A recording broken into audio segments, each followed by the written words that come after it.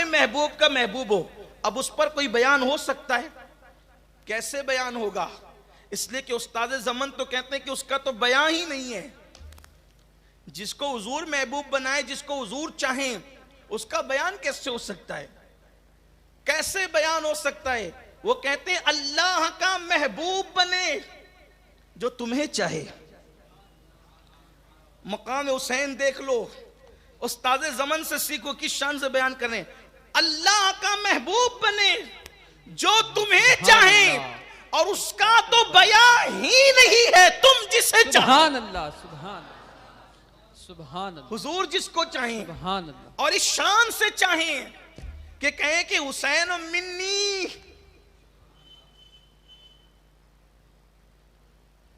تشریحات کے سارے ابواب ختم ہو جائیں گے. حسین منی، حسین مجھ سے ہے، وانا من الحسین، اور میں حسین سے ہوں. ملا علی قاری اس کی شرح کرتے ہوئے کہتے ہیں گویا بتایا جا رہا ہے اللہ کے حبیب علیہ السلام کے علم میں یہ بات ہے کہ حسین کے ساتھ ہونا کیا ہے.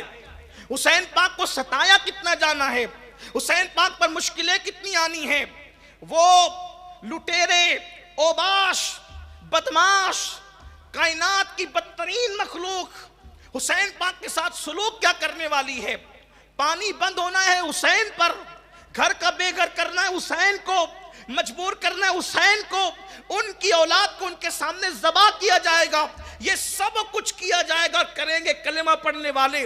تو ملا علی قاری فرما رہے، لکھ رہے ہیں کہ آقا علیہ السلام نے پہلے کہہ دیا کہ گویا کہ محبت کے معاملے میں جس طرح محبت میرے ساتھ واجب ہے، میرے حسین کے ساتھ بھی. جس نے اس سے محبت کی اس نے مجھ سے محبت کی، جس نے اس سے جنگ کی اس نے مجھ سے جنگ کی، جس نے اس سے دشمنی کی اس نے مجھ سے دشمنی کی، جس نے اس سے عداوت کی اس نے مجھ سے عداوت کی.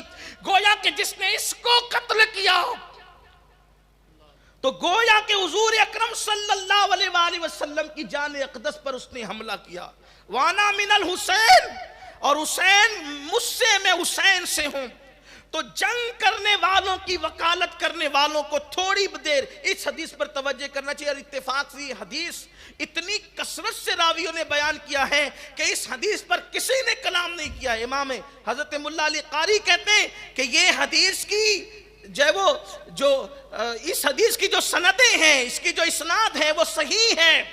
اور یہ حدیث کثرت کے ساتھ، کثرت ترک کے ساتھ محدثین نے ہر دور میں بیان فرمائی. حسین منی وانا من الحسین، حسین مجھ سے ہے میں حسین سے ہوں. کتنی بڑی بات ہے. اللہ اکبر. حضور علیہ السلام جو چمڑے کی نالین کو زیب پیر فرمانے، شرف بخش دے ایک مرتبہ، وہ سروں پر آتی ہے. اور جس کو فرمایا حسین منی، یہ مجھ سے ہے. اب منی کا مطلب بھی ملا علی قاری یہ بیان فرماتے ہیں گویا کہ رگ حسین میں مصطفیٰ جان رحمت کا خون موجود ہے. کوئی شک ہے؟ حضور کا خون موجود ہے. اور حضور پاک صلی اللہ علیہ وآلہ وسلم نے ایک مرتبہ مولا حسین پاک اور حسن پاک دونوں شہزادے گم ہو گئے. سیدہ پاک نے بابا سے کہا بابا جان وہ گم ہو گئے، پتہ نہیں کہاں ملتے نہیں ہیں.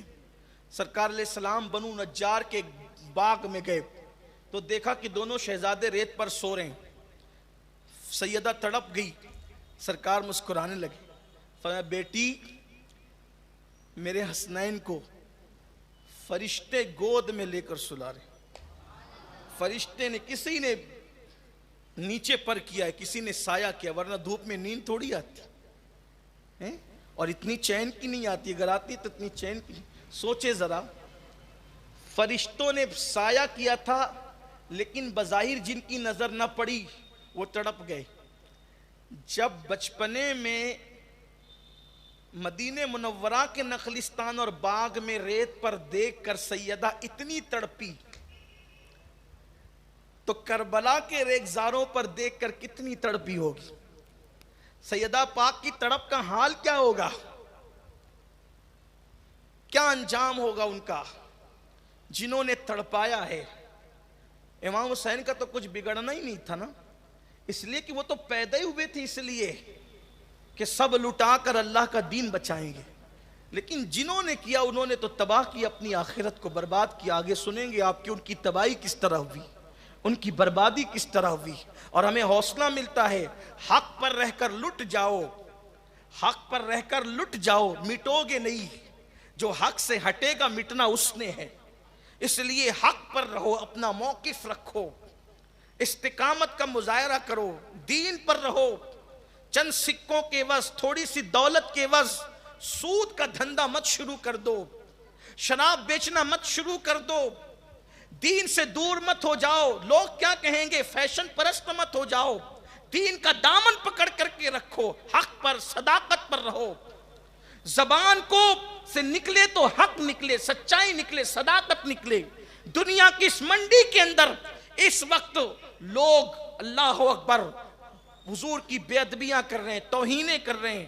اور پھر ہمارا حال یہ ہے کہ معاذ اللہ ہم لوگ محبت کرنے والوں میں اور بے ادبی کرنے والوں میں فرق نہیں کر رہے. ہمیں کس کے ساتھ رہنا ہے، کس کے خیمے میں چلنا ہے، کس کے ساتھ اٹھنا ہے، کس کے ساتھ بیٹھنا ہے.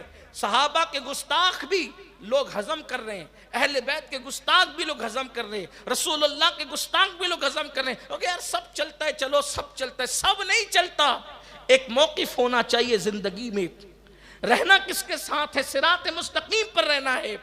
صراط مستقیم سے جو ہٹ جائے ان کے ساتھ نہیں رہنا. یہ کربلا ہمیں سکھا رہا ہے. بلکہ آپ سے یہ بیان کرنا چاہتا ہوں کہ لوگ یہ بات کرتے ہیں کبھی کبھی کہ یار سبھی تو کلمہ پڑھتے ہیں، ہم اب ریت کسی کے بھی ساتھ چل جائے گا. سب سے پہلی جنگ مسلک کی اگر کہیں نظر آتی ہے تو وہ کربلا میں نظر آتی ہے. اس لیے کہ وہاں سب کلمہ پڑھنے والے ہیں. چہروں پہ اکثروں کے داڑیاں ہیں، سروں پہ جو ہے وہ ان کی ٹوپیاں ہیں، امامے ہیں، اور پھر بظاہر وہ بھی نماز پڑھتے ہیں. لیکن امام علی مقام نے بتایا کہ یہ گویا کہ پہلی جنگ ہے مسلک کی، اور ہمیں طے کرنا ہے کہ ہمیں کس کے ساتھ رہنا ہے. نبی اور آل نبی کے ساتھ، اصحاب نبی کے ساتھ رہنا ہے، یا جو لوگوں نے جو ہے وہ چھوڑ دیا. کہاں پر کہاں حضرت عمر ابن خطاب یہ کہیں، کہاں حضرت عمر ابن خطاب یہ کہیں کہ حسین اللہ کے بعد اگر بزرگی ہمیں کہیں سے ملی ہے تو وہ تو ہے. یہ ہے، یہ کہا حضرت عمر ابن خطاب نے کہ اللہ کے بعد اگر بزرگی کہیں سے ملی ہے تو وہ تم ہو. یہ محبت تھی اہل بیت اطہار سے صحابہ کی. اور کہاں وہ بدبخت لوگ جنہوں نے پانی بن کیا ستایا، کوئی کمی اور کسر باقی نہیں رکھی. تو امام علی مقام علی جدی والی سلام کو دیکھ کر سرکار نے فرمایا، فاطمہ فرشتوں نے پر بچھا رکھے ہیں میرے حسین کے لیے. پھر سرکار نے اٹھایا، ایک کو ایک کاندھے پہ ڈالا، دوسرے کو دوسرے کاندھے پر، دونوں شہزادوں کو دونوں کاندھے پر ڈالا اور حضور لے کر کے آئے.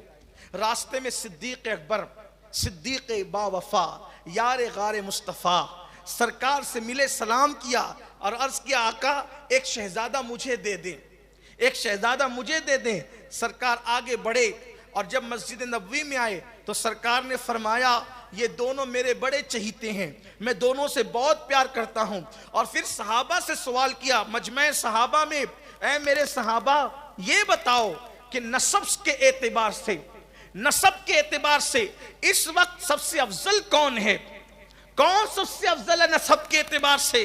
صحابہ چپ رہے تو سرکار نے فرمایا یہ دونوں شہزادوں کو جو میں نے لے رکھا ہے ان کا نسب کتنا افضل ہے. دیکھو ان کے نانا اور نانی کے اعتبار سے کہ ان کا نانا خود میں ہوں اور ان کی نانی خدیجۃ الکبریٰ ہے، ان کی اماں فاطمۃ الزہرا ہے اور ان کے بابا علی مرتضیٰ ہیں، ان کے ماموں قاسم و ابراہیم ہیں، ان کی خالائیں کلثوم ام کلثوم زینب ہیں، اللہ اکبر، اور رقیہ ہیں. اور پھر فرمایا ان کا چچا جعفر طیار ہے جو جنت میں فرشتوں کے ساتھ پرواز کرتا ہے.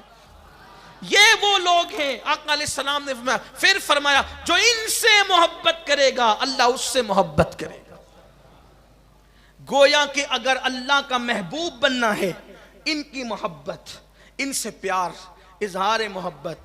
سید امین آپ کا ادنا